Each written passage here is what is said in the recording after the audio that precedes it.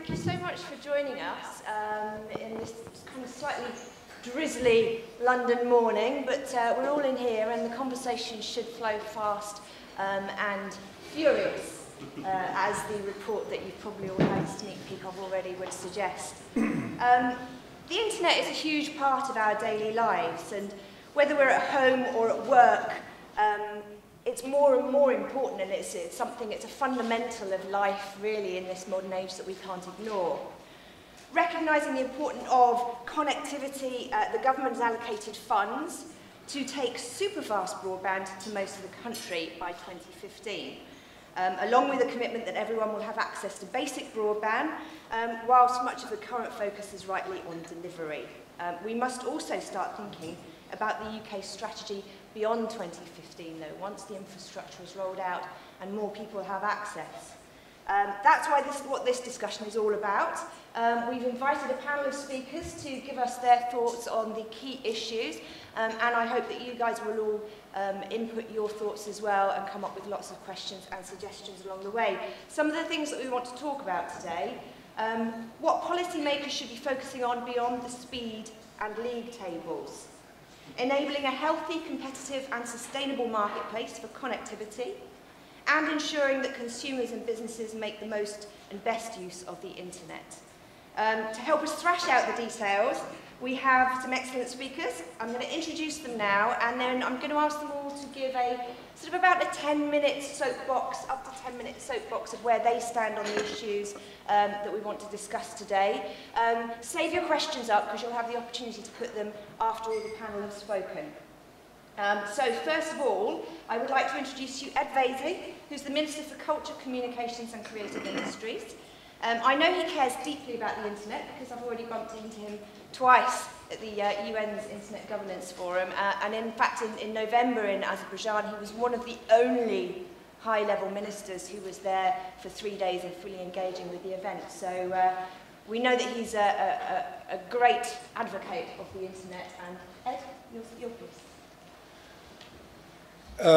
Thanks very much, Kate. Yes, I was going to say that the last time I saw you was that weekend we spent together in Azerbaijan, and it was thoroughly enjoyable. It was about an open internet, and I'm very pleased about the outcome of the International Telecommunications Union WICIT conference as well, which also, I think, helped preserve an open and free internet, which is one of our flagship policies, but that's worthy of a whole other conference. What we're talking about today is the future of UK broadband policy, if you like, and I always welcome an opportunity to discuss that policy, and also, I think, to use this opportunity in the new year to consider where we are at the moment as a country. I don't intend to be furious. I'll try and be fast, because I actually thought that, well, I think that Chris and Sarah's report is absolutely excellent. I agree with a lot of what it says, the general tone, and I particularly want to endorse one key recommendation, which is to increase the powers of the Minister for Broadband. And that is what the rest of my speech is about. We set out our broadband policy in 2010, and we published Britain's superfast broadband future. And our goal then, and it hasn't changed, was to have the best superfast broadband network in Europe by 2015.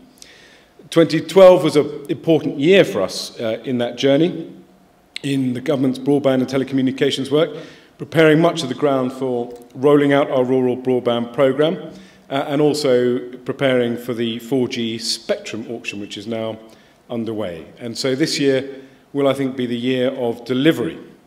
But we're also working hard to ensure we get more people online. We want to make the most of improved connectivity. We want to support more British businesses in harnessing the benefits of better broadband and help them and their local economies to grow. So 2 years since we published our broadband strategy, I think two things are becoming clear.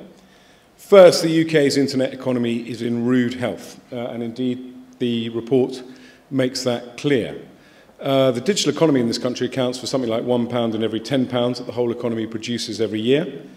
We lead the way when it comes to doing business online. Just last week, you would have seen John Lewis announcing that its online sales had gone up by 44% over the Christmas period compared to the last Christmas period. Its website now accounts for a quarter of all their business. We passed the 1 billion mark in terms of digital downloads in 2012. So we've got a huge success story, I think, to tell about e-commerce in this country, which report after report makes clear. And I think as well the picture for consumers is also very positive. Ofcom reports consistently show that superfast availability and average speeds continue to increase. Superfast coverage is now up from 58% to 65% in a year. The average broadband connection speed has increased from 7.5 to 12.7 megabits. And of course, on top of the increase in speeds, the price of fixed and mobile broadband continues to fall. So when shopping for internet providers, UK customers can make choices within one of the most competitive markets in Europe. But the second point is that despite what I think is a very, very positive picture, we can't obviously as a country afford to be complacent or to ease off. Businesses in the future will be doing most of their business online. Consumers will continue to demand faster speeds, and of course the need for mobile data will continue to increase exponentially.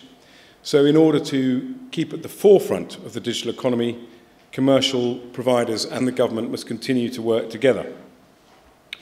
So I'm delighted that the UK broadband sector is doing so well. BT is rolling out its commercial fibre network further than ever before, investing £2.5 billion and completing its commercial rollout 18 months ahead of schedule. It's piloting the deployment of on-demand fibre to the premises broadband. Virgin Media's investment is bringing ever faster speeds to their broadband customers.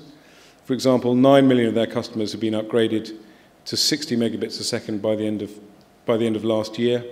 1 million of their customers can access speeds of 120 megabits. And of course, the fantastic success story that is TalkTalk, one of the finest telecoms companies in this country, if not the world, with one of the most impressive chief executives. But to be serious for a minute, I was being serious then, but TalkTalk, of course, is a fantastically important provider in terms of keeping the market competitive, being very, very price competitive, and also with another one of my internet hats on as well, I think pioneering in terms of online safety for children, as well as now being a television company as well. 2012, as I said, saw us prepare the groundwork for the rural broadband programme, what this report effectively calls the government intervention in distribution. Now, much of our planning is now in place. We've got state aid approval, and that means that local projects can get moving around the country. I unveiled the first ever Broadband Delivery UK funded cabinet in North Yorkshire in December. If the scheme hadn't been discontinued, I'd want to have a blue plaque put on it. It'll be the first of many over the coming months. With our preparations coming together, projects will be able to pick up the pace in 2013. We expect to see all of our projects in procurement by the spring. We expect to have completed procurement by the summer. We at the moment have 9 projects in delivery, 13 in procurement, something like halfway there. And of course, it's not just investing the 500-odd million pounds that you will know about in rural broadband. It's also making it more cost-effective to deploy broadband, and that's where our planning reforms are very important. We don't want vital projects held up by unnecessary bureaucracy, so we're introducing planning and legislative changes to cut red tape, support the rollout of broadband infrastructure, reduce the cost of delivery, provide certainty for suppliers planning their deployments.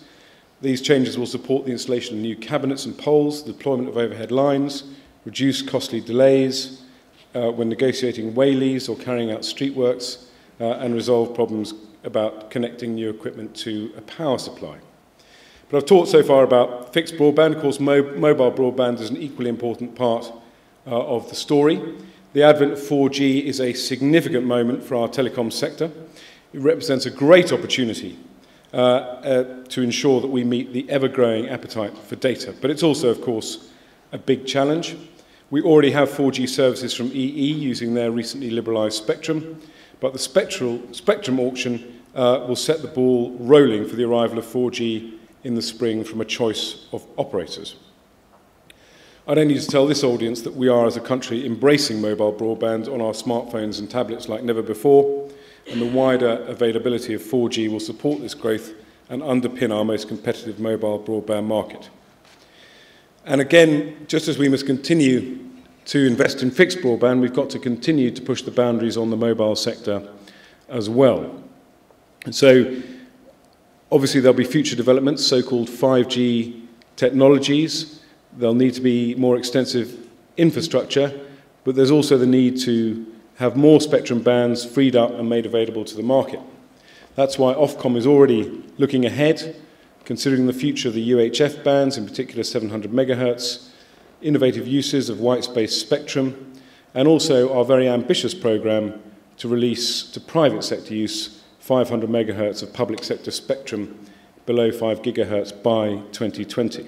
And we're expecting the first major public sector release by the Ministry of Defence from 2014 onwards. The report makes it clear that in the authors' views, the government needs a proper spectrum strategy, and I can assure the authors that we will be setting out our overall spectrum strategy in our forthcoming communications white paper. So while our focus is on the delivery of programmes, we also mustn't lose sight of the bigger picture. We do have additional funding identified for broadband after 2015. We haven't taken a decision on how best to use this at the moment, but we are looking at the different policy options. But of course, once we have infrastructure in place, we need to make sure we have make the most of it. And as I said earlier, our take-up of the internet is good, but we want it to be even better. Today's report, quite rightly, I think, challenges government to move away from a focus on just on inputs, the building of infrastructure, if you like, to one of outputs. Who is using the internet? How effectively is it being used? And we're working on this in a number of ways. First, of course, working with local authorities on our rural broadband projects, we're encouraging them to develop 3-year demand stimulation campaigns to complement the rollout of infrastructure, to ensure that local people and businesses are aware of the benefits that superfast broadband can bring. Second, of course, we have Go On UK's work to enhance the UK's wider digital skills, to get more people online, to ensure that people reap the benefits. And of course, Go On has recently commissioned a report that shows that the potential benefits of more people being online are absolutely huge. We're working closely with Go On UK and their founding partners to build partnerships at a local level that will support businesses and consumers to benefit from infrastructure investments. And of course, the Cabinet Office is leading the work on the digital delivery of government services, a single portal for government, and increasingly government departments are pioneering digital engagement work as well. So to conclude, I've probably gone on too long. I think the UK broadband network and internet economy are in a very good place as we start 2013. Commercial rollout has been very successful. State-sponsored investment is underway. Average speed continues to go up. Coverage continues to increase. The UK consumer enjoys good choice, good value, and the internet and digital economies are absolutely at the heart of the UK's growth strategy. But to build on this, to improve on this, we've got to maintain our focus on investment and rollout. We've got to ensure that the benefits of that investment are realised. We've got to work for an environment where consumers can access high-speed internet at all times using a variety of different technologies. So we'll continue to work with communications providers, businesses, consumers and policymakers to ensure that we build a UK broadband network that is fit for purpose by 2015 and beyond. Thank you.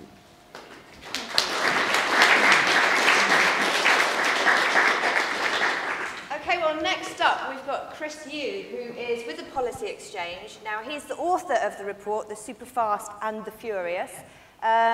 He's also the Digital Government Unit, head of the Digital Government Unit at the Policy Exchange, directs research on public policy for a world increasingly dominated by technology, data and the internet. Chris. Okay, so good morning. Welcome to Policy Exchange and welcome to our guests. And I'm one of two authors, so Sarah Fink worked on the report as well. She's at the back of the room, if you want to give us a little wave, Sarah. And if you want to talk to either of us afterwards, then please come and find us. So I'm going to focus on three things this morning. Just briefly, a quick reminder about how much the internet and broadband matters to the UK. A few words on why it's important to start shifting the emphasis in policy terms from supply to demand. and what we should do about universal service and what people sometimes call the final 10%. Okay? So first up, why the internet matters. A handful of stats on this can be a little bit illuminating. So it turns out 4 in 10 people have an iPhone or similar device. If you turn on the TV or the radio, you find out, you see people actually saying, get in touch with us on Facebook or on Twitter. Amazon sells more Kindle books than it sells hardbacks and paperbacks combined. And we found out over the festive period that on Boxing Day, there were 113 million visits to retail websites. And turns out the day before, 1,548 people completed their tax return on the HMRC website. So if that doesn't underline the importance of the internet, I don't know what does. So we have all this activity. We know the internet economy accounts for a higher share of GDP in the UK than it does in any other G20 country. And we know that the internet has contributed for a quarter of our economic growth in recent years. So connectivity is vitally important, and next generation fixed and wireless has a really, really important role to play. Francis Maude, Minister for the Cabinet Office, likes to talk about data being the raw material for the 21st century. I, for one, think that's right. And if that's true, then broadband really is our infrastructure. So, on demand. When we were putting the report together, we talked to the public about what it was they wanted from their internet and their broadband connections. And unsurprisingly, we found out that people want different things. So speed matters, price matters, reliability matters, and there's a long list of other factors which people care about. And in that sort of environment, markets are generally a good way to find a way through. And we have regulators like Ofcom to help us out where markets have special characteristics that need to be taken account of. Now, of course, one of the requirements for markets to work is that consumers are informed and are capable. And I thought I might try a quick thing now, which is to ask the people in this room, how many of you are confident that you're on the best broadband package for your family? Hands up.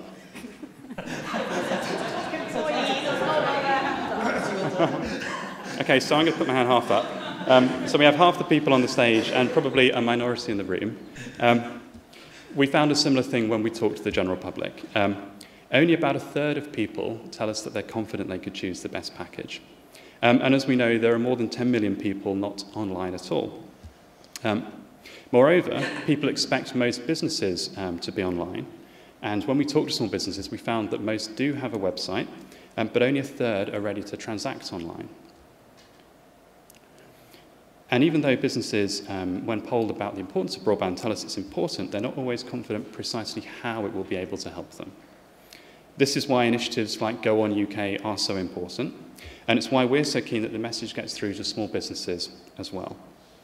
Having strong customers, both households and businesses, will help reveal the amount of true demand in the marketplace and send the right signal for industry to respond. Now, of course, you've still got to deal with this critique about how much consumers really know about their own needs. Someone said to me that it's a bit like when the late Steve Jobs was talking about how he designed the iPad and the iPhone.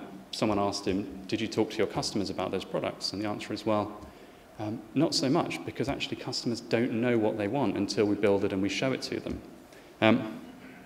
Now, you might say the same applies to very high speed, very high spec broadband. The answer has to be competition and innovation. We know there are businesses already developing and deploying a wide range of products, and we'd like to see more of that. And of course, for this to work, it requires enough freedom for industry to deploy infrastructure, which is why we welcome the steps DCMS have announced to continue cutting red tape around that. In the end, the best network has to be the one that balances all of the different needs of everyone involved.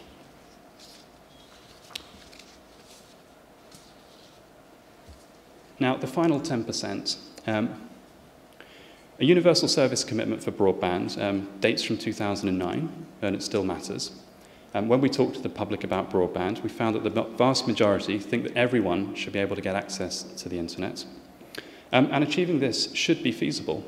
In places where fibre isn't available yet, a combination of DSL, 3G and 4G technologies, and satellite broadband should be sufficient to cover most cases. But as an absolute standard, we think that 2 megabits per second may not be sustainable, and we need to find a better baseline that keeps pace with technology.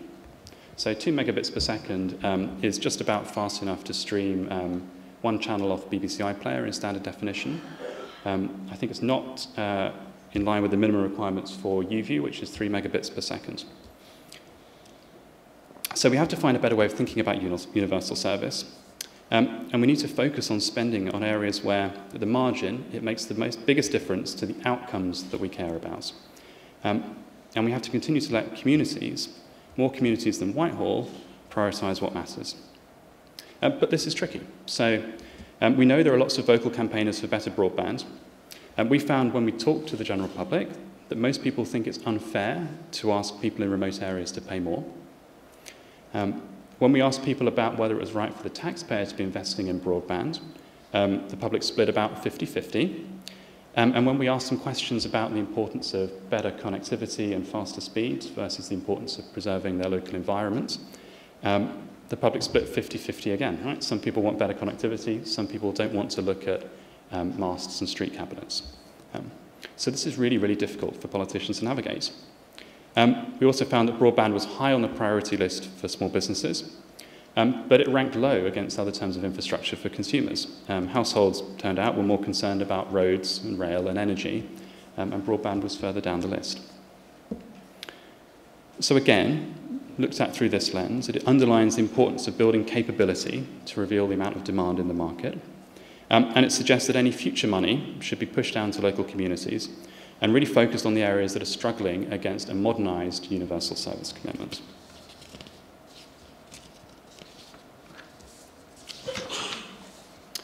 So, in conclusion, on those 3 points, first up, if you were in any's out, and I expect the people in this room weren't, the internet matters. Broadband is absolutely essential to our economy.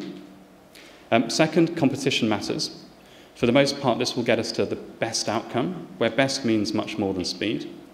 But it needs strong customers, both individuals and small businesses, to work properly. And inclusion matters.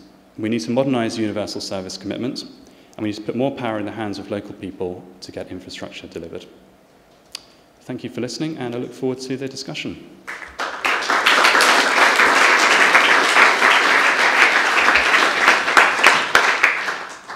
Thank you, Chris. Okay, well, next up we've got Dido Harding, who is Chief Executive of TalkTalk. She's a great advocate of technology and the internet and women in technology as well. It's a really great pleasure to meet her today. Also an ex-jockey and racehorse owner, so gives her lots of experience for superfast things, at least. Dido, thank you. I don't think anyone's been able to link my racing passion and the internet before. I wasn't a very super fast jockey, sadly. Otherwise, I'd be there today rather than doing this. I'd like to start by saying that I think that the headline vision that the report sets out is a really great thing. I think this is a good to great opportunity for our country. That we are already good at the internet, as the last 3 speakers have set out, but we could be great. And I don't think, as a country, we should just wait for everybody who isn't online to die to become a completely digital nation.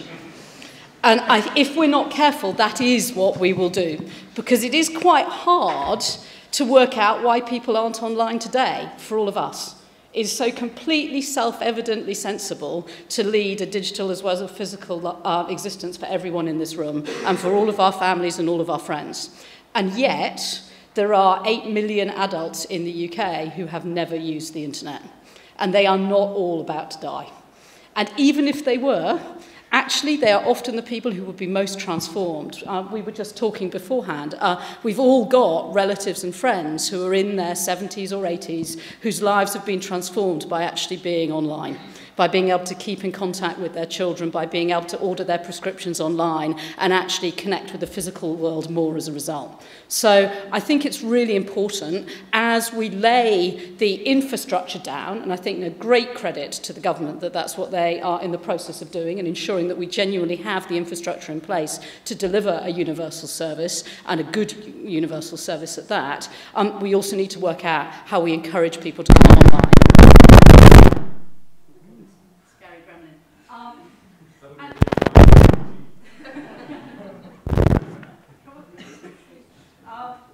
And I'd share with you two scary stats. One, Chris has already mentioned, that a third of Britain's small and medium-sized businesses can't sell their products online. If we're looking as a country to grow through exporting, we need to teach our small businesses to export online.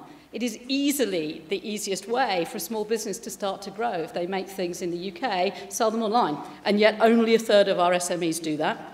A second scary stat, and I use this phrase a lot, is that if we build the infrastructure, you cannot just assume that people will come and use it. So the most developed superfast infrastructure in our country is in Northern Ireland. 95% of households in Northern Ireland could take superfast broadband today if they wanted to. Northern Ireland is also the most digitally excluded part of the UK. 23% of all Northern Irish adults have never used the internet. And in Belfast, it's even worse. 35% of adults in Belfast have never surfed the net. So if you build the network, they don't just necessarily come. And I think that is the next big policy challenge for us to work through as we've built the network. How do we nudge, prompt, carrot and stick, stimulate the whole nation to make use of the digital world? Chris has mentioned Go On. TalkTalk is a founder partner of Go On, and we firmly believe that there is a lot of work that all of us have to do in helping people acquire the skills and the confidence to use the technology. That is often a barrier for the elderly, for example. But I'm not going to talk about that today. I'd like to talk instead about the other condition that this report sets out, which is really making sure that there is a competitive landscape, because in the end, competition will drive take-up more effectively than any form of central intervention. So I'd like to talk about what we should be thinking about to do to ensure there really is a competitive market for internet provision going forward. And we should care about this because it won't just happen automatically. In fact, if you look today, there are signs that the market is getting less competitive. So in a standard broadband world, a copper world, only a third of broadband connections and new broadband connections are provided by the largest provider, British Telecom. In a superfast world, if I take the top two, British Telecom and Virgin, bear in mind that no one else can use Virgin's network, they account for 95% of all superfast broadband sales. So we're going from a world where today in copper there is intense competition.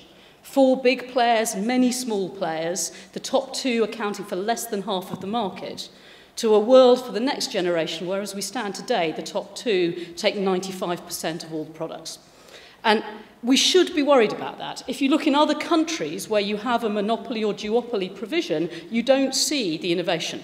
And actually the best place to look for that is in the US. Steve Wozniak, one of the founders of Apple, gave a speech a year ago where he said that he doesn't have broadband in his home in Silicon Valley. And the reason he doesn't is there's only one provider of broadband in Silicon Valley, and it's a cable company, and he refuses to have cable TV in his home. He has no other choice. And if you look at prices for broadband and take-up for broadband in the US, both the prices are higher, dramatically higher, and the take-up is dramatically lower.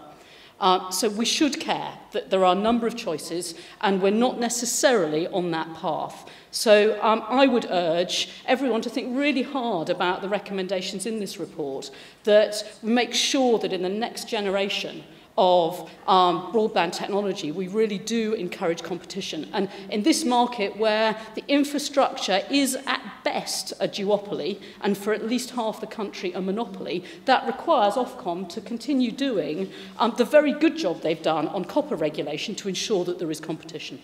So that would be my first element about competition. The second piece, of course, is that in order to have competition, consumers and businesses need to be able to switch and need to know how to switch.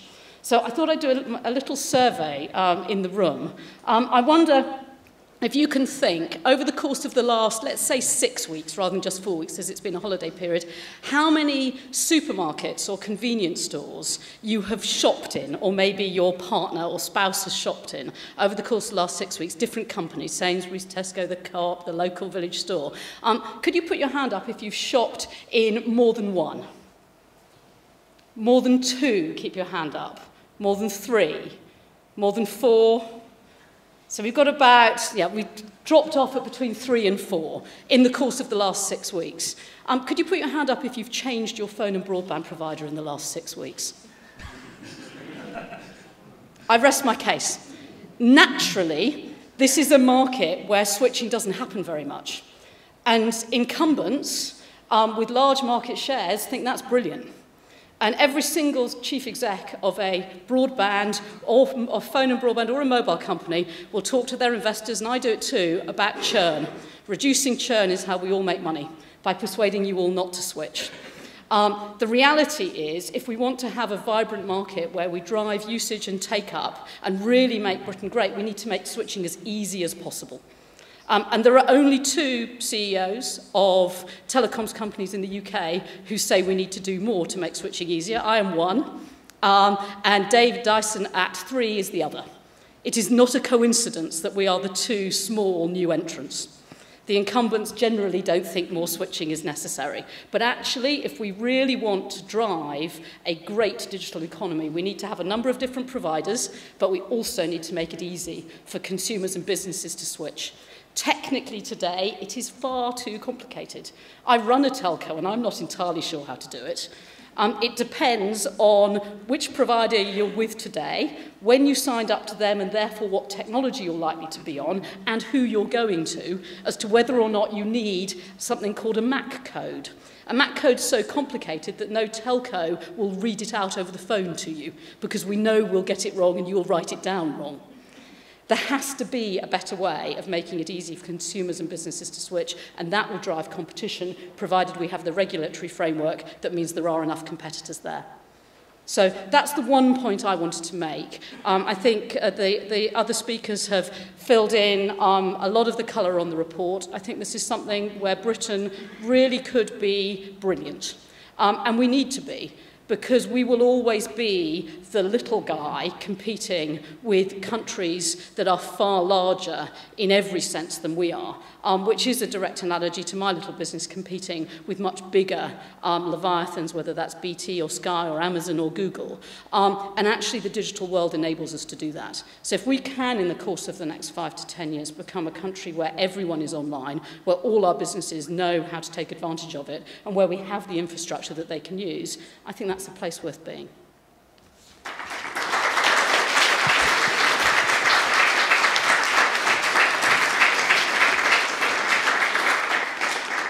Thank you, Dido. Well, our final speaker today is Steve Unger. Now, he's Chief Technology Officer for Ofcom and also the Group Director responsible for Ofcom's strategic approach to communications regulation, which is also responsible for several specific policy areas, including Ofcom's work on communications infrastructure.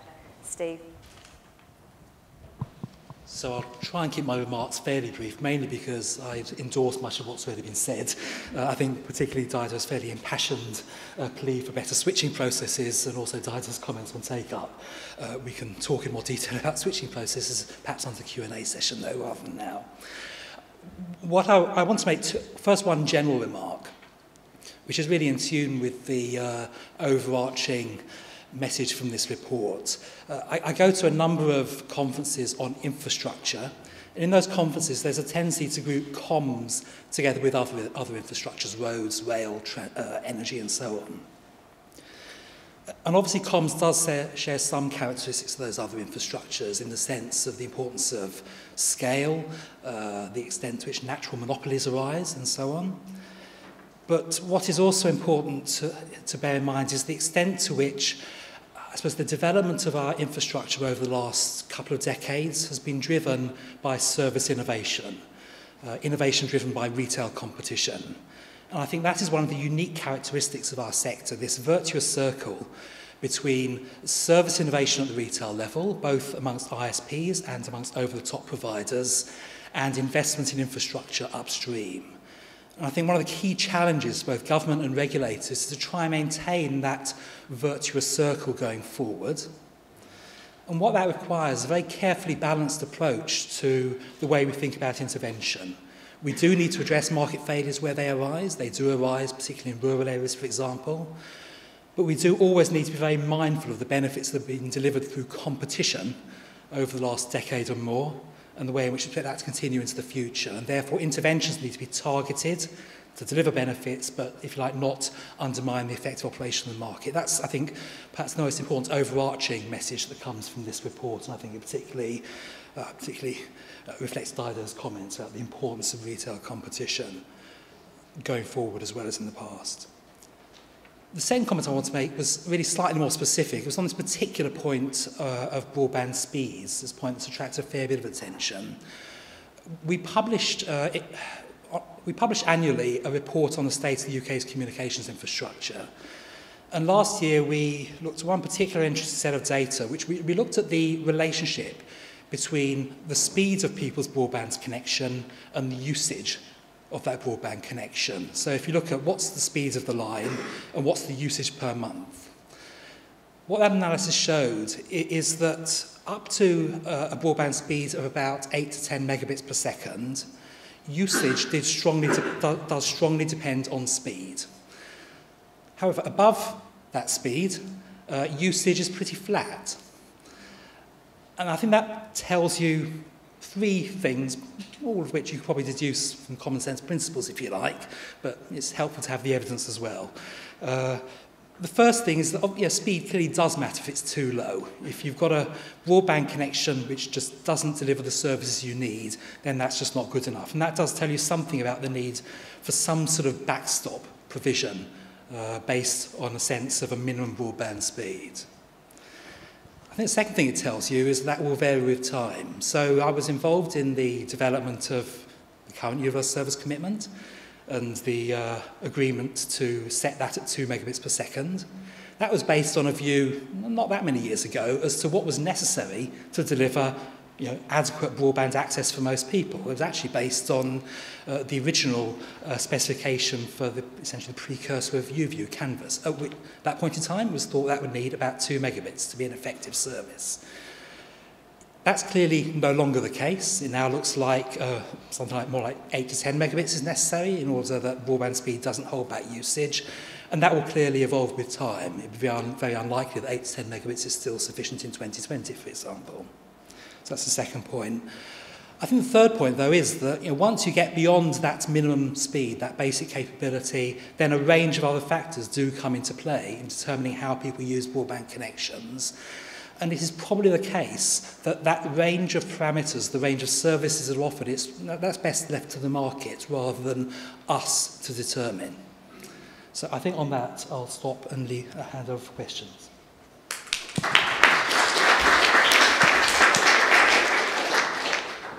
Well, interesting points. I'm sure you'll all agree. There's an awful lot of talk about, competition, speed, connectivity, and inclusion. I think there are some really, really different fragmented arguments. First of all, I'd like to just throw back to the panel.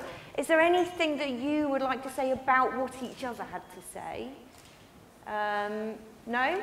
Okay. I'm going to throw a thought out here for you. Jeremy Hunt said to have the best broadband network, it needs to be the fastest. But we've heard here in these discussions already, the targets that we're going for in terms of speed are antiquated already, and it's the case with the internet that you're always going to be running to catch up with tomorrow's technology, and if we start sort of thinking about what we want today, then you're almost too late even thinking about it today. Does anybody have any thoughts? What do we think about speed? Is it more important that we go for speed, or do we need to get more people connected across the country? Sir, microphone please. Thank you. I wanted to pick up in that one on speed. Once you go above 8 to 10, you then run into the fact the internet has more bottlenecks than a brewery, and you're running into all the bottlenecks on the servers and the rest of it. So that bit, the point that was made about investment in the backhaul infrastructure and the other bits was most valid. But I also wanted to flag that difference of view between the small firms and the consumers, and the obstacles to small firms when they're actually wanting to transact online, because they really do need fast backhaul, symmetry, the rest of it. And one of the really valuable things about this study is it shows the difference in priorities between small firms and consumers. And I very much hope there'll be a follow-up on the reasons for the low take-up on small firms for actually transacting online because of all the obstacles when they try to do it. Dido, I mean, we talk very much about, you know, driving take-up. How do we drive take-up? How do we get the unconnected connected? And do you think it's a question of maybe encouraging the small businesses, giving them a landscape in which they can operate, and that will perhaps attract more people, consumers, onto the digital age? I think that some of this calls for some old-fashioned leadership and championing and nudging people towards it. And some of it, and Philip and I have been talking of our teams to work out how we provide some of the basic toolkits, that it's often a skills gap that is preventing a small business from trading online. They're scared of what that means in terms of data theft, scared about what that will mean in terms of their IT capabilities, what that will do in terms of all of the complexity that a modern digital transaction involves, particularly if you're then going overseas, how you're going to manage any export duty or whatever online. So there's some toolkits that are not easily accessible that we need to work on, but I do think it is old-fashioned championing from the top. So I say that from my own company, which I appreciate is not a small business, but relatively young. TalkTalk only began 7 years ago, and we sell access to the internet. I have had to champion using the internet internally, because it is run and operated by people who are not digital natives. We are the generation that grew up without it. So my marketing team 3 years ago looked me in the eye and said, no, we couldn't possibly do more than 5% of our sales online because people won't buy this online. And but it is the internet, don't be ridiculous. Now we do 40 to 50% of our sales online, and I've had to get there not just by carrots. I took away some of the physical marketing budget and said, you're going to have to learn how to do it online. And we recruited some people who were much younger who knew how to advertise online. And I'm an ISP, and I've had to do that. So I think that this is the challenge for our generation, that it requires leaders in government, in business, in the third sector to champion the benefits, because it won't just happen naturally. No change in any organisation happens naturally, because change is hard. And if you went to school and university and learned how to market using paper and telephones, you've got to learn a new skill in your 30s or early 40s, and that's hard. Ed, I mean, it's a similar case for government, presumably. I mean, I know that you're very sort of up on your technology and your internet, but, you know, you speak to some ministers and you can just tell from the way they say certain words that they don't really know what they're thinking about. Think of it as. There is enough core knowledge really at the top to be able to be giving us that leadership we need? Yeah, I think it's come on in leaps and bounds, and I think... for example, I would regard Francis Moore as one of our leading digital ministers. I think what he's doing at the Cabinet Office in terms of uniting government services in a sort of one-stop website, but also driving through with his ministers, holding other government departments to account about what digital strategies they're using. And there's going to be a day next week, I think, where a lot of departments are going to showcase some of their digital innovations. The Department of Business is... going to launch an e-commerce task force, I gather, quite soon. So I hope that will be effective, because I do think Dido's point is absolutely spot on, and I think Philip as well making that point. I think it's important that we get ourselves into the mindset that the consumer is potentially different from the small business owner, and they have different priorities and different needs. And I certainly hope that I'm going to press very hard for the e-commerce task force to have a focus on enabling small businesses to use the internet. It sounds deeply prosaic and frivolous, but it's not. It's incredibly important. And unless you're sort of guided through those tools, you won't use it. And to kind of pick up on Dido's analogy, which is basically old people don't know how to use the internet. You know, a lot of the business advisors in organisations like Business Link will be people of a certain age who will give people advice on how to run a business that is potentially out of date in a digital world. Yeah, absolutely. There's a lady here with a question. Just looking at the integration of small businesses, we're busy and we're around what exactly it is that makes small businesses, or prevent them from going online and using it a lot more. And that's coming out in the next month or so. But I was going to make the point that if you haven't got access to broadband, then, I mean, there wouldn't have been the small businesses in remote rural areas, for example. They would have submitted their tax returns online at the end of last year. I mean, so they wouldn't have been in that lot. So more of a point than a question, possibly, that we need to focus on the final 10%. I think that's really where the effort should be when we find out exactly what the reasons are that stops people from going online. Thank you. Okay, sorry, there was a gentleman back there. Hello there, Neil Bonfather from eHosting. So the context of broadband is a very interesting one, an immense focus on the sort of conduit, if you will, for the delivery. But really the issue here is the internet.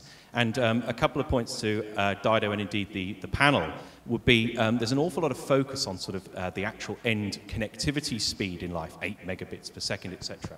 But this doesn't take into consideration whatsoever the contention ratio that the customer actually faces. And obviously different carriers offer different contention ratios. And that's a serious problem. The gentleman who asked the first question made the point that in the sort of industry as a whole, we've placed far too much emphasis on this final figure, and yet no one looks at what's at the other end of it. People sort of really are misled by their sort of speed between their router and the local exchange, and have no idea whatsoever about the sort of other end of the internet, if you will, the hosting side, the bit that I represent. Businesses, looking at businesses, people have not got a clue. They'll come along, they don't ask questions, businesses simply buy a package they hope will do what they need on a sort of, without asking any questions, then suddenly end up wondering why it's falling to bits, why they're not actually able to handle the emails. We talk about businesses being online. Are we talking about them having access to the internet, i.e. a broadband connection?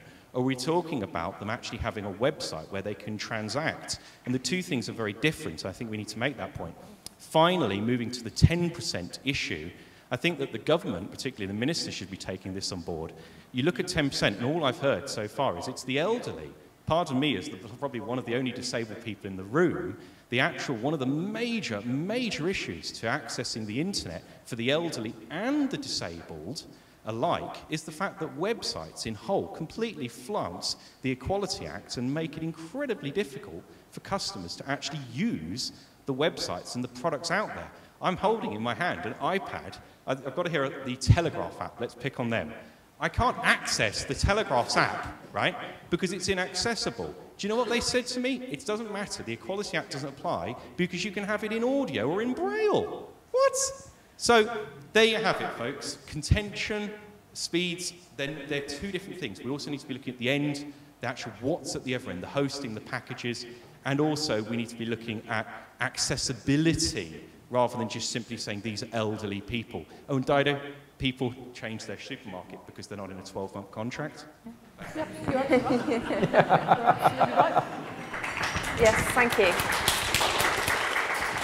Well, that's a very good point. I mean, inclusion, we talk about inclusion and digital inclusion, and it has to cover the whole spread. And, you know, so obviously as well, we were speaking upstairs, Dido, about a large swathe of people who are just in less advantaged situations and don't have access to the internet. And you know, they're across the board, all ages, shapes, sizes, and abilities. Well, I mean, that chap, I didn't catch your name, but you're going to be on our e-accessibility task force, so that's your new job in your spare time. We have an e-accessibility task force, and it is an important forum for manufacturers and people representing with a knowledge of disability issues to come together to discuss. I mean, I think technology has rapidly changed opportunities for people with disabilities. And the message I always get out to manufacturers is that if you create a product with the disabled people in mind, you will end up actually creating a product actually that other people want to use as well. So, oh good, I'm clearly getting something right. But given the forceful way you put your point, I think you'd be a great addition. Although my private secretary's walked out of the room, so this may never happen. I will, clearly so used to hearing the stuff I spout. I will remember. And the final 10%, I mean, we're talking about coverage in terms of infrastructure when we talk about the final 10%. I mean, I think it will be worth, I think, as part of this exercise, if you like, really drilling down into this 8 million figure, I mean, people do surveys, they band around numbers about who's online and who isn't online. I think it is becoming ubiquitous. That is why there is such urgency in terms of our infrastructure program to get broadband out there to as many people as possible. So I think, there will be a natural process, but I think, what is clear from this whole discussion is that there needs to be an extra oomph, technical term, into getting people online, and in particular, I think, focus, as I say, on this differentiation between the consumer and small business. Steve, where do you stand on this? Well, there were two different points that were made. One is, let me start with the contention one, which is slightly more. Yeah. I think it's worth noting that contention is recognised as an important issue. We publish a fair bit of work on broadband speeds. The measurements we publish are measurements made over the top, if you like. So those measurements do take into account both the underlying line speed and also the effects of contention. That clearly is important when you're comparing different services. That's the first point.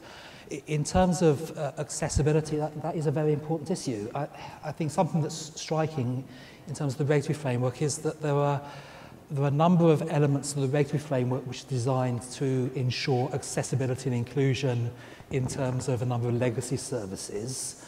And I think one of the challenges going forward is the extent to which those translate into internet-based services. Not necessarily, it's not necessarily the case that regulation is the answer, but there is at least the question as to how we ensure that same degree of inclusion in the new worlds and the old worlds is important. Dido, we heard you say about the Kindle books and e-book readers, and yet it exists the case today that there isn't a single page turner for people who aren't able to turn the pages on the Kindle or an e-book reader themselves. So there is a massive, massive hole in our digital inclusion plans. I think you're spot on, and Leon, in no way did I wish to imply that the only people who are not online are the elderly. The go-on research that recently published would suggest that there's 3 big groups that are offline. The elderly is one of those 3, the disabled group, as you've just highlighted, and then the socially deprived. There are a lot of children growing up in Britain who don't have access to the internet, and that's not because they live somewhere where there isn't a broadband connection available, it's because their families can't afford it. And we are creating a meaningful and scary digital divide in all those 3 communities. And I think it's really important that government is putting pressure on providers like me and equipment manufacturers to work out how we solve that conundrum. And Ofcom is making sure that there are the conditions for competition that mean that we're all fighting for those new customers and that there's sufficient choice. So I didn't wish to offend at all. The other point I'd make, I think you make a very good point about contention. The consumers and businesses find these products baffling. And I think competition plays a very important role in that if they just want it to work. They don't want to understand what's happening in the back end. They don't want to understand what's happening in their router. They just want it to work. And there is a lot that doesn't work yet. So we're finding with superfast broadband that actually we're getting quite a lot of customer complaints. And some of the complaints are because they expect that it's just going to work magically and brilliantly, and that the live streaming on their Kindle Fire in the garden that they can't do at the moment on copper, on their Wi-Fi connection, is going to work because they've got a faster connection coming to their home. The fact their garden is 100 yards long and the Wi-Fi router doesn't go that far doesn't matter. And agreed. I 100% agree that. Go on. Okay, that's an interesting challenge. Okay, good challenge. Yep.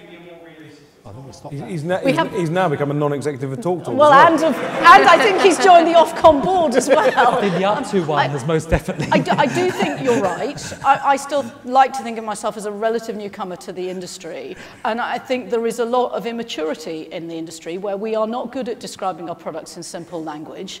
But fundamentally, what you want is the regulator to challenge us to do that through creating the right conditions to make it easy for you to switch if I do it worse than my competitors. And to make it possible for me to do that. The simple language one is a really difficult one, though, because this is the debate, particularly in the net neutrality debate. It's quite easy to come up with a whole pile of technical parameters describing different services, and it's completely useless for even a quite sophisticated consumer. So trying to find straightforward ways of describing these services, there's a real practical challenge there, I think. Yeah. Okay, we had a question down here, sir. Go ahead. We'll take a few. I'm not sure if the microphone's actually switched on. We can hear you. Dean Bubley from Disruptive Analysis. I'm an analyst and consultant. Sorry to come up with, after that last comment, a semantic point. But one thing that worries me a bit is that both in the document and the discussion, we tend to use the word broadband to be synonymous with internet access. And I'd like to ask the panel how they can formulate the regulation and policy effectively to make sure that we talk about internet access when we mean internet access, and broadband, which can and sometimes does deliver a bunch of other stuff which doesn't transit the public internet. How we make that distinction when we talk about speeds, what are we talking about, for example? That's a good point. Chris, sorry. No, you carry on, Chris, sorry. Well, I would add, I think that's an excellent point. I think you're right to push us on getting that distinction right. I know that the Minister and people at Ofcom have got the distinction. You ask, how do we formulate the regulation? The only thing to do is to make sure that we stay aware of it and we don't slip too lazily into substituting one word for the other when that's not what we mean. Anybody else? Steve? It is important. I think there's one particularly important practical issue which we've touched on again in this discussion about how you describe services in the context of net neutrality debate. And it's the question as to whether a closed garden service is an internet access service. So I think we've taken a fairly strong position that internet access does mean access to the open internet, all of it. All of it is legal at least. There are then a category of closed garden, walled garden services. There's a question as to how you describe them in the market. That's a difficult question, but they're not internet access in the way I think most people understand it. And then there was a whole range of services provided by businesses in terms of VPNs, leased line services and so on. I suppose, for large businesses, I'm not sure there's such a big problem because I think they tend to understand the distinctions. That does create a particular challenge with SMEs in describing the range of services in a way that's helpful for that segment of the market. But also what we want to achieve in terms of policy. Yeah. Is it specifically about everything broadband and all of the above, or is it internet access? That's a good point. Isn't it both? Sorry. I mean, clearly, high bandwidth connectivity provides benefits, particularly to businesses, in a number of ways other than internet access, and that's important as well. Okay, there's a gentleman down here in the fourth row back. I have a couple of comments which could be taken as questions. Firstly, Dido, can you stop comparing switching users to switching supermarkets? It's ridiculous. And it is, because you're tied into a contract, and there's no point a company, whether it's yours or your competitors, investing huge amounts in infrastructure when all your customers, you can't guarantee them for the life of a contract, even if they're good. Actually, fundamentally, I disagree with you. I think from a customer's perspective, they absolutely view those products as different choices they're making with their money. And the fact that the industry has grown up with restrictive contracts is something that the regulator should be challenging us on, and has been, to make it easier for customers to get out of their contracts if they're unhappy. Do you have contracts with your customers? We do. Why? If you don't like them, just don't have them. No, I didn't say that. Who are you and where are you from? Sorry, David Brown. I'm a consultant in government relations. Secondly, we have this figure of 8 million people. How many people can't and how many people don't want to be connected? Because that's a big difference. Those points were very forcefully put. And There's a bloke behind who wants to speak. Go for it. Thank you. Hi, Robert Kenny. A question for Steve and Chris on the subject of USC. Both of you, when you talked about that, said that 2 megabits per second was beginning to look a bit dated because of UView and other entertainment services. And I guess my question is, For all sorts of entertainment, we accept significant rural-urban divide. Access to premiership clubs, access to museums, access to ballet, access to radio. There's lots of things where we say, well, look, if you live out in the country, that's nice for you, but I'm sorry you won't have a premiership club 10 minutes away from you.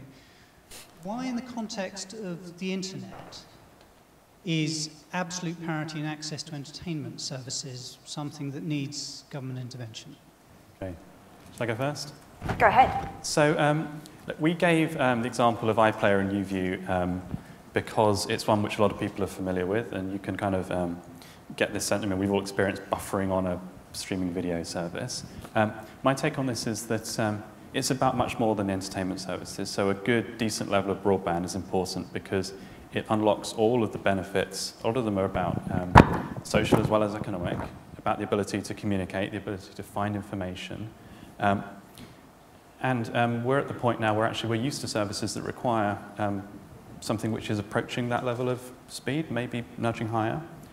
So I think you've got to think about it in the round, that it's not just about entertainment, but that does go to this point around when we're starting to talk about 24 meg or 80 meg or 100 meg or a gigabit, maybe there we are more in the realm of high definition movies and multi-room, and it's a slightly different conversation. What, if iPlayer was just a shorthand, I mean, what would be the particular application you'd point to that has those social benefits that needs 3 rather than 2?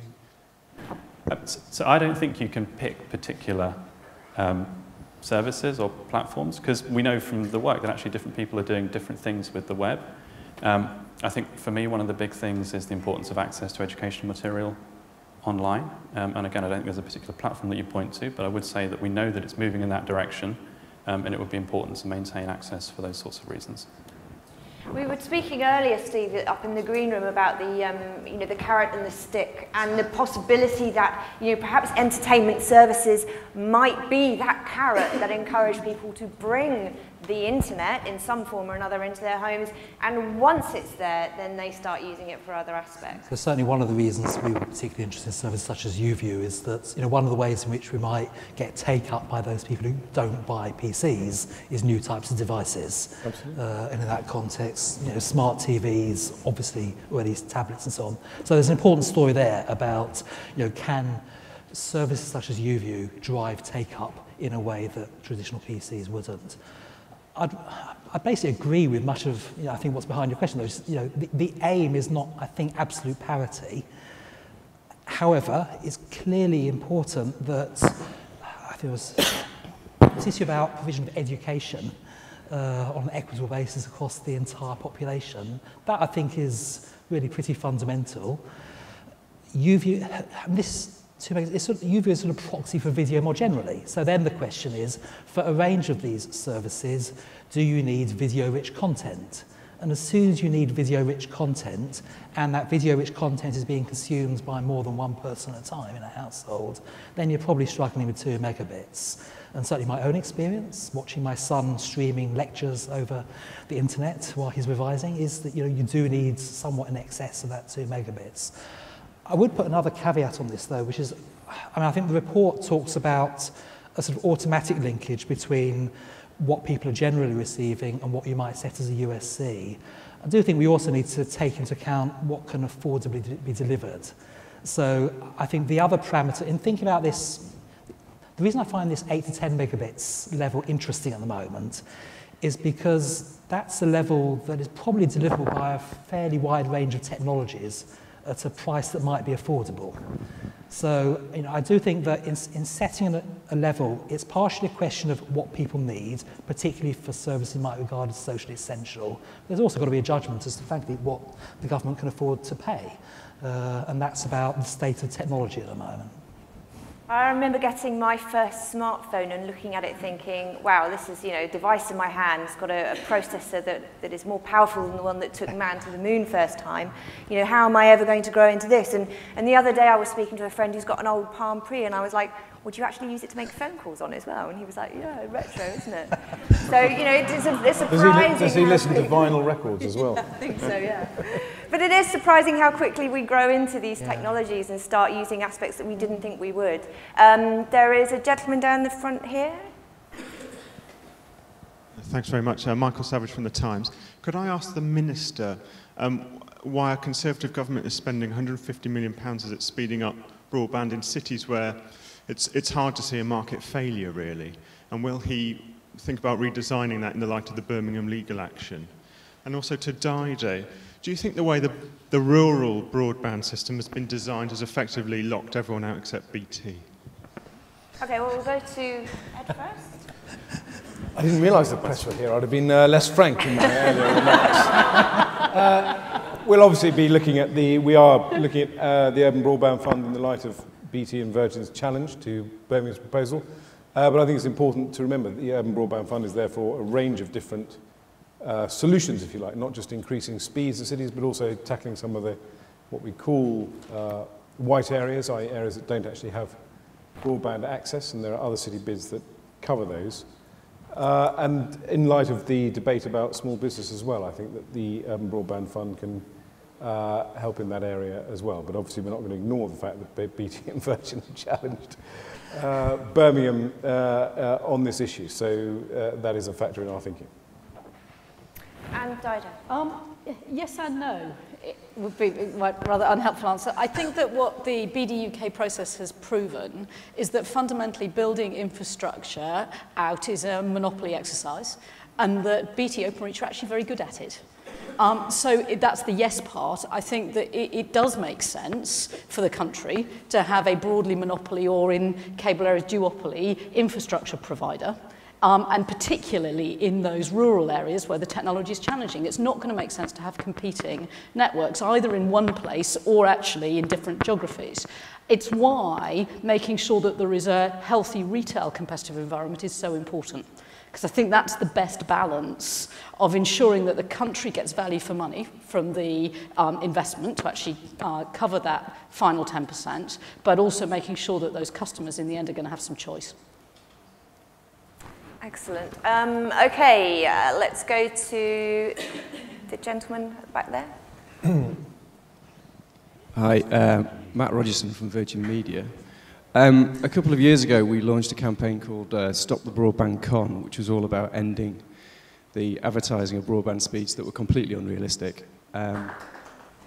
Because Virgin is, as Steve may testify, we deliver at least 90% of our headline speeds on average.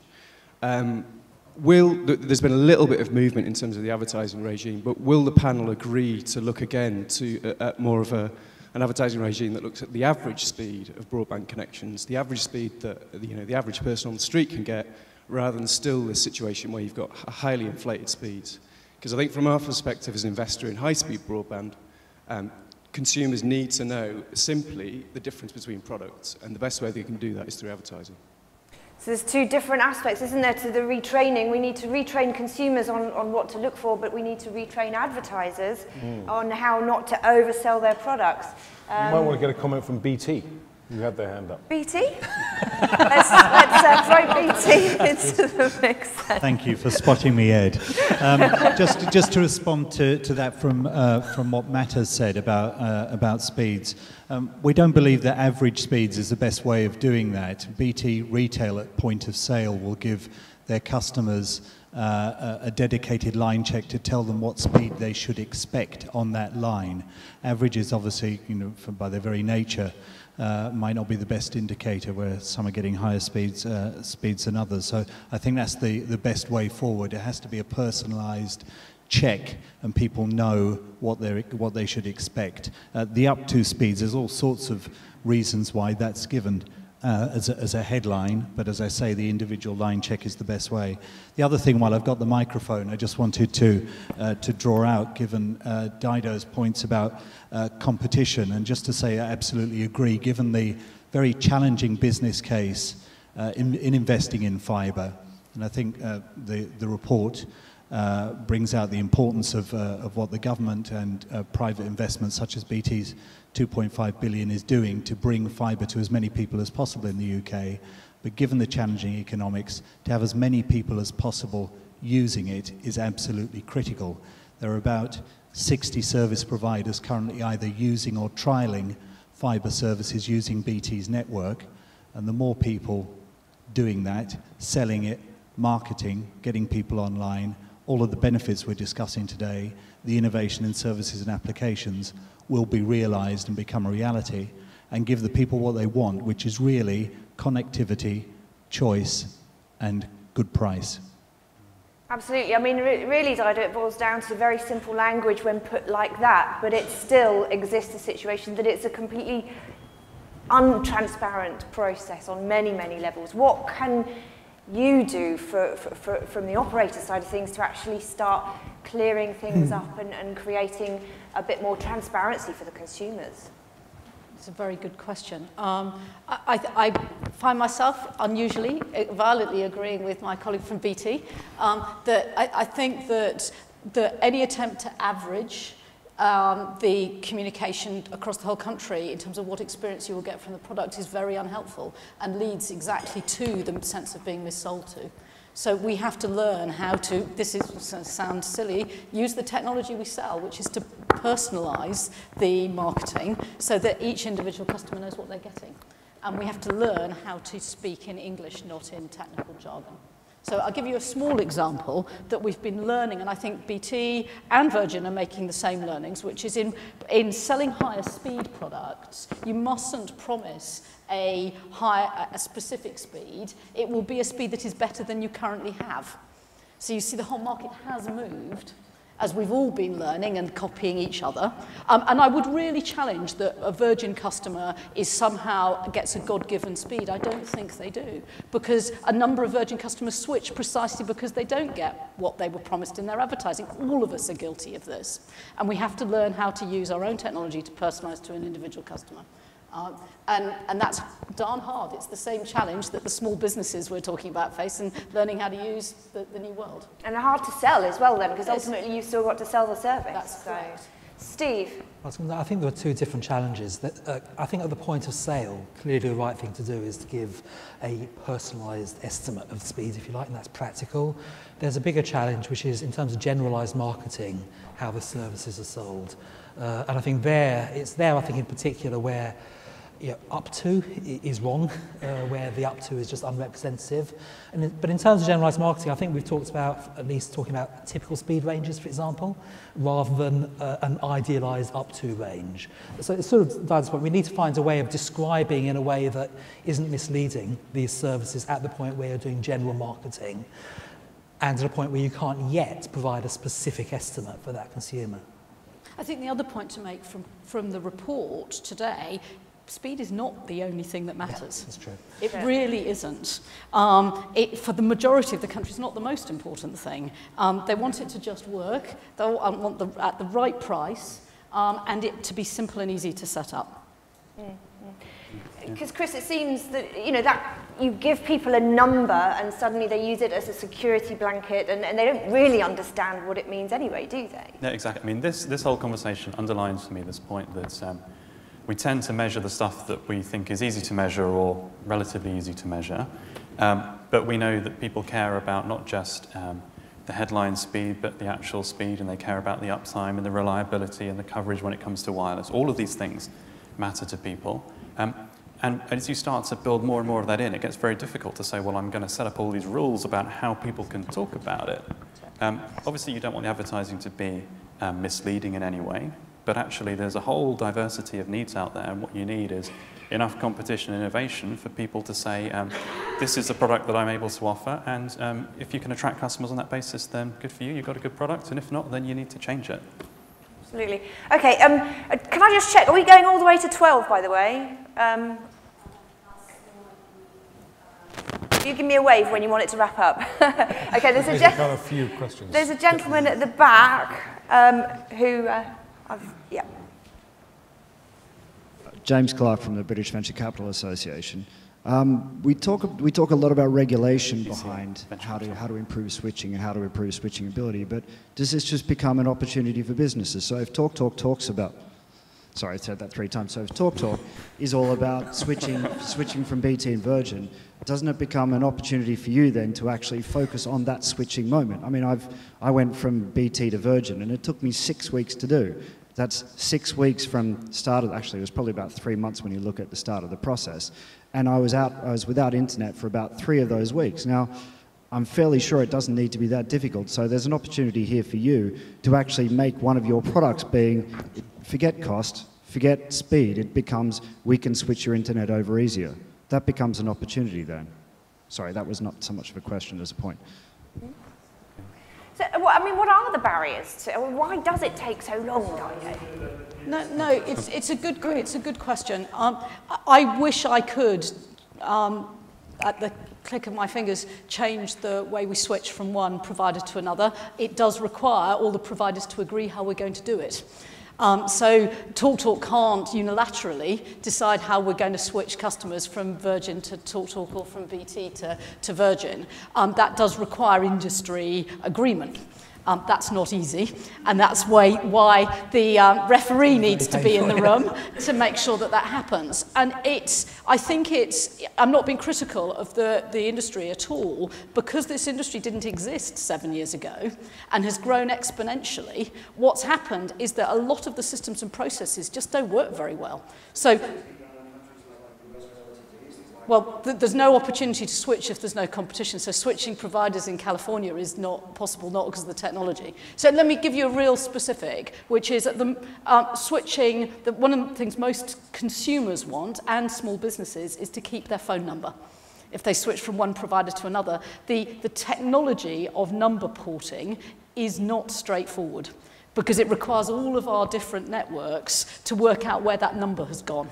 And that gives every competitor, if you're being kind, a reason why it's just hard to do. If you're not being kind, a reason why it's easy to block, making it simpler, and why we need strong encouragement from the regulator to force us to make it simpler. Because I can't just do it unilaterally. Yeah, and that's because Ofcom set the rules. That's been the result of a decade of regulatory intervention to try and make it happen. Yeah. I think there's a particular issue in switching processes, which is that the more we can empower the gaming provider to be able to manage the process, the better, frankly, because they are the people who have the incentive to make it smooth. In practice, there's a great deal of coordination provided, and so what we need to do is make sure that the gaming provider in particular is in a position to manage the transition smoothly, but that does require, I'm afraid, some quite complex intervention. And I say, number portability has been about a decade of history there. So I'd love to be in the world that the mobile networks are now. I think that switching mobiles is much easier than it was 5 years ago. Switching fixed line is not much easier than it was 5 years ago. And bundling is also an issue. That's absolutely right. Okay, right, well, let's go to the lady there, because she's had her hand up for quite a while, and then we're going to come down the front for a couple of questions here. Thank you. Pamela Learman from the Broadband Stakeholder Group. In 2007, we published a report about next generation broadband, which we entitled Pipe Dreams. At the end of 2012, next generation broadband is very much reality, with Ofcom's report saying that over 60% of households have access to it, government's programme delivering to the final third. But yet we still see that demand for that is conservative, which is in line with global trends. And as Steve said, usage is pretty flat. He seems to think over 8 to 10 megs. I would be interested in what the panel thinks about the prospects for new innovation of services over superfast broadband, and what can really kind of drive demand and benefit from this new infrastructure. Okay, well, who would like to take that one up? Well, I mean, it's kind of, what is broadband's killer app, as it were? We had a discussion about the mix of the terms broadband and internet access, but I think content is one. Digital television switchover was a fantastically successful engineering exercise, but it came in well under budget, mainly because the consumers drove that switching, and they drove it because of content. So content is one driver, but there will be different services, whether that's government driving it by delivering specific transactional government services over the internet. It could be that the way other public services are delivered, Jeremy Hunt is piloting telehealth, for example, does drive people. I think that, I think in terms of demand stimulation, as I say, I think we as a government need to move up a gear, but other stakeholders, housing associations and so on, I think also need to look at what they're doing to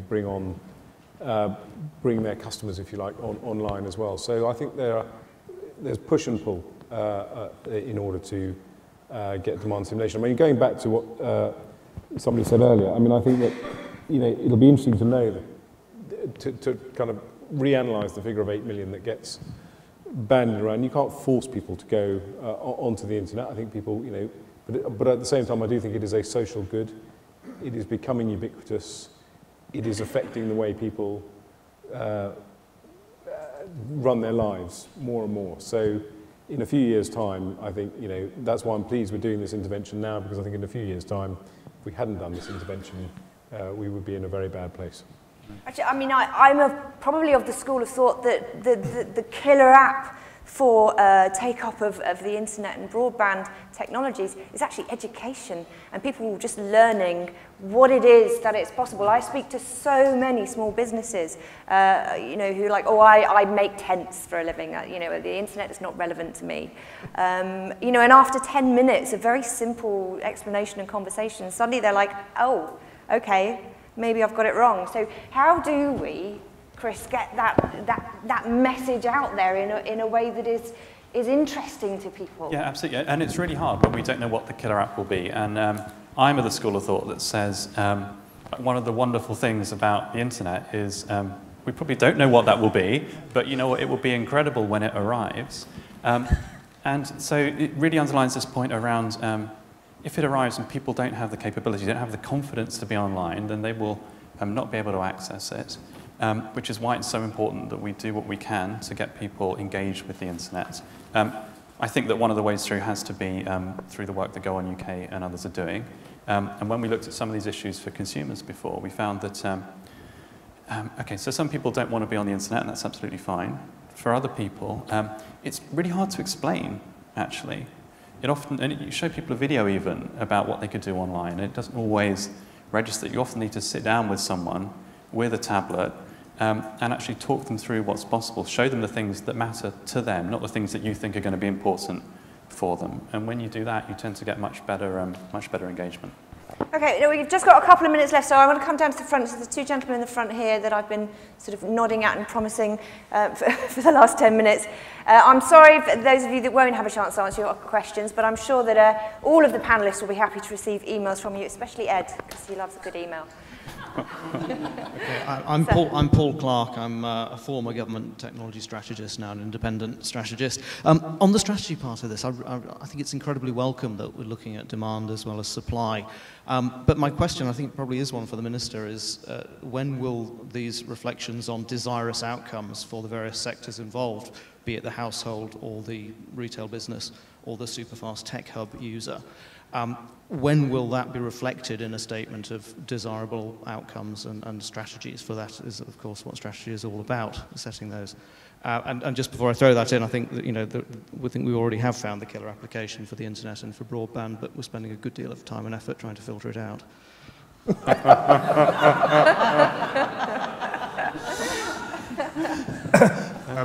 You won't find that in any of my speeches.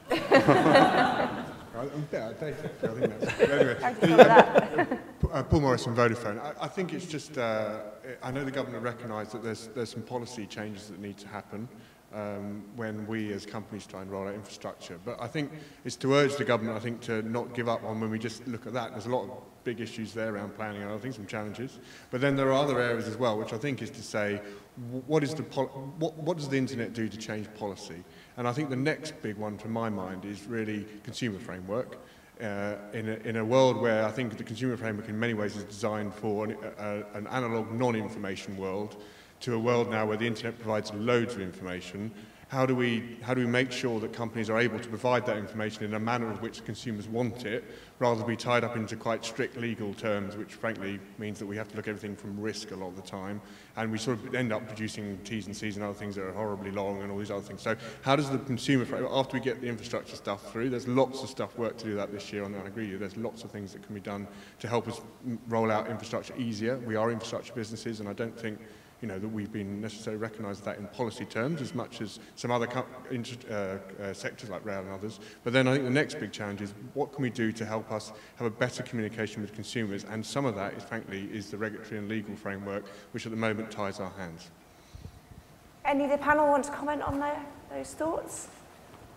I think that's all fair enough. I mean, I said earlier that BIS is setting up an e-commerce task force, and I think it's my job as a minister to help coordinate government activity, whether it's BIS and e-commerce or with Cabinet Office and Go On UK, and our own efforts in terms of working with local authorities on demand stimulation. So I think that's important.